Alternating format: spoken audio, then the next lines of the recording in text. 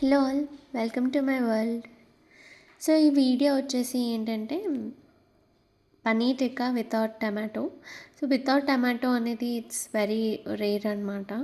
Tomatoes ఉంటేనే ఇలాంటివి చేయగలుగుతాం. బట్ నేను మా ఇంట్లో టమాటోస్ తినరని చెప్పేసి నేను ఈ వీడియో చేస్తున్నా. సో ముందుగా స్టవ్ క్లీన్ చేసుకొని నేను ఏమేమి కావాలో అవన్నీ కట్ చేసుకుంటున్నా. 2 ఆనియన్స్ అండ్ చిల్లీస్.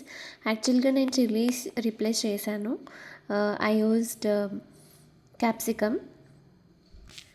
అన్నీ నీట్గా కట్ చేసేసుకొని పన్నీర్ కూడా కట్ చేస్తున్నాను. అండ్ ట్రాష్ అంతా ఎప్పటికప్పుడు నేను కవర్లో వేసేసుకుంటా. And then I'm starting with the process. First pan పెట్టుకొని దెన్ కొంచెం ఆయిల్, ఎక్కువ కాదు, పన్నీర్ ఎంత ఉందో దాని తగ్గట్టు ఆయిల్ వేస్తాను. జస్ట్ ఫర్ షాలో ఫ్రై అనమాట. అండ్ దెన్ నేను ఇక్కడ పన్నీర్ కట్ చేసుకోకుండా డైరెక్ట్గా అలానే వేసాను. బికాజ్ కట్ చేస్తే నాకు అంత నచ్చదు. సో ఇలానే డైరెక్ట్గా నేను లో ఫ్లేమ్ పెట్టేసి దాన్ని స్లోగా షాలో ఫ్రై చేస్తాను. అండ్ దెన్ నేను అది కట్ చేస్తాను అనమాట. అది వేసిన తర్వాత స్టవ్ పైన ఆయిల్ పడింది. So I'm cleaning again. అలా గలీజ్ ఉంటే నాకు నచ్చదు. సో అందుకని నేను ఎప్పటికప్పుడు క్లీన్ చేసుకుంటున్నా. అండ్ దెన్ ఇప్పుడు కర్రీ చేసుకోవడానికి ప్యాన్ పెట్టుకొని అండ్ దెన్ ప్యారలల్గా నేను పన్నీర్ని షాలో ఫ్రై చేస్తున్నా. రిమెంబర్, లో ఫ్లేమ్ మాత్రమే. ఆయిల్ వేసుకొని అండ్ ఆనియన్స్ కట్ చేసుకొని స్లో ఫ్లేమ్లో పెట్టుకుంటున్నా. ఇక్కడ అన్ని ఆనియన్స్ నేను గోల్డెన్ బ్రౌన్ కలర్ వచ్చేంత వరకు ఫ్రై చేసుకుంటాను. మిక్స్ చేస్తూ ఉండాలి, లేకపోతే మాడిపోతాయి అన్నమాట. అండ్ ఇక్కడ నార్మల్గా I'm not using tomatoes because మా ఇంట్లో తినరు. సో టమాటోస్ లేకుండా చేయడం అది పెద్ద సాహసం అనే చెప్పాలి. సో నేను నార్మల్గా ఏ కర్రీస్లో కూడా టమాటోస్ వేయను. సో ఇలా కూడా టేస్ట్ బాగుంటుందని మీకు చూపించాలనుకున్నా. అండ్ దెన్ స్పైసెస్ యాడ్ చేస్తున్నా. మిరియాలు, ఇలాచి అండ్ దాల్చిన చెక్క. మీకు ఏవి కావాలో అవి వేసుకోండి. మీ టేస్ట్ తగ్గట్టు ఎంత క్వాంటిటీయో మీకు తెలుస్తుంది కదా. సో దాని తగ్గట్టు మీరు యూజ్ చేసుకోండి. అండ్ దెన్ ఇక్కడ నేను సాల్ట్ ఓన్లీ ఫర్ ఆనియన్స్కి ఎంత పడుతుందో అంత మాత్రానే సాల్ట్ వేస్తున్నా. అండ్ ఇది గ్రైండ్ చేసుకునే ముందు ఫ్యాన్ కింద పెట్టుకోవాలి, బికాజ్ వేడిగా ఉంటే మనం చేయలేం కాబట్టి. దెన్ నేను ఇక్కడ టామరిన్ యూజ్ చేస్తున్నాను, చింతపండు. కొంచెం సైజ్ మీకు ఎంత టేస్ట్ తగ్గట్టు అంత యూజ్ చేసుకోండి. నేను ఇక్కడ చిన్న నిమ్మకాయ సైజ్ అంతా యూజ్ చేస్తున్నా. అండ్ అది నానబెట్టేసిన తర్వాత ఇక్కడ షాలో ఫ్రై అయిన పన్నీర్ని నేను ఇక్కడ క్యూబ్స్ లాగా కట్ చేస్తున్నా. It's a very normal size, అంత చిన్న కాదు, అంత పెద్ద కాదు, నార్మల్ సైజ్ ఇక్కడ నేను కట్ చేసుకుంటున్నాను. ఇప్పుడు నేను గ్రైండ్ చేస్తున్నా ఆనియన్స్ ఇంకా టామరిన్. చల్లగా అయిపోయింది.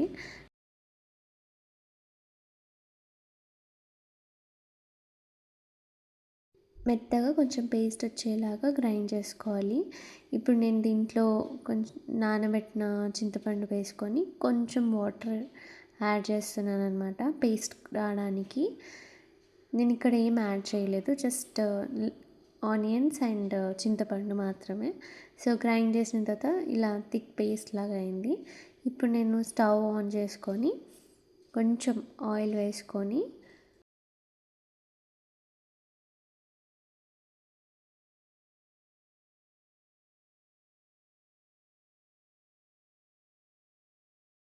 ఇక్కడ నేను కొంచెం కర్డ్ పేస్ట్ చేస్తున్నా. ఎందుకంటే కొంచెం యాడ్ చేస్తాం, ఎందుకంటే మనం టమాటో యూజ్ చేయట్లేదు కాబట్టి మనకు ఆ గ్రేవీ కన్సిస్టెన్సీ రావడానికి నేను ఇక్కడ థిక్ పేస్ట్ ఆఫ్ కర్డ్, అంటే కొంచెం వాటర్ యూజ్ చేశాను. సో అది కొంచెం కర్రీలో వేస్తే మనకు కొంచెం గ్రేవీ లాగా అవుతుంది కాబట్టి. సో ఆ పేస్ట్, ఆనియన్ పేస్ట్ ఏదైతే ఉందో అది నేను ఆయిల్లో వేసేసి దాంట్లో కొంచెం అల్లం వెల్లిగడ్డ మీ టేస్ట్ని తగ్గట్టు వేసుకొని, అండ్ ఇక్కడ నేను క్యాప్సికమ్ని కూడా దాంట్లో వేసి బాగా మిక్స్ చేస్తున్నాను. ఇది ఆయిల్లో కొంచెం ఫ్రై అవ్వాలి. ఆయిల్ సెపరేట్ అయ్యేంత వరకు మనం దాన్ని ఫ్రై చేయాలి. సో ఇక్కడ మీరు చూసినట్టయితే ఆయిల్ అనేది సెపరేట్ అయింది.